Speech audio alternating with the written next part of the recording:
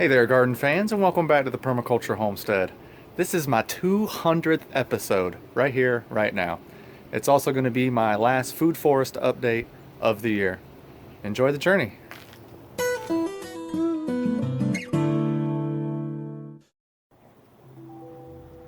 So this will be my last food forest update for this year. We just had our first frost, so basically, a lot of things are dying or leaves are dropping. All the subtropical plants I have basically died. This will be the last time I show you all the food forest. I'll be putting out other vids that talk about, my goals for next year, and maybe I'll give you some update on harvesting moringa. But basically everything's kind of going dormant until about January or February. I will be still cell grazing my rabbits. I work them across the food forest, and I'm going to do that all winter. They'll end up eating all the weeds between my swale areas. There are still some things alive, like catnip seems to always make it through the winter here. Oregano always seems to make it through the winter here in Zone 8. Fig trees died back. Like I said, most of the subtropicals have died back. Moringa has died back here.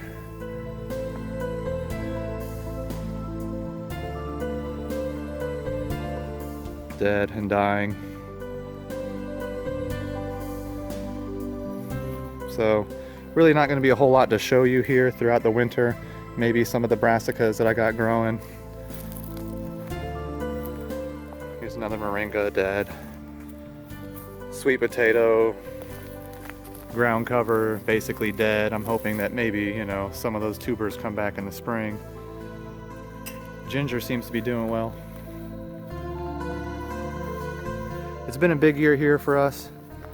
We're going on our third year at this property, and surprisingly enough, you may not seem like it, but I'm actually going to try to put more trees back here.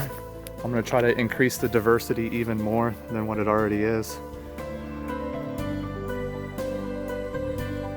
Little pawpaw right there looking good. And I'll address all those trees and all my goals in a later episode. But right now, I'm expecting the future to look a lot like this.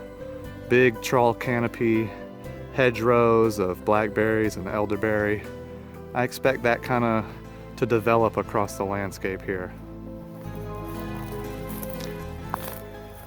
Do have some seasonal veggies going, kale, collards, Swiss chard, all that stuff all around that bucket there.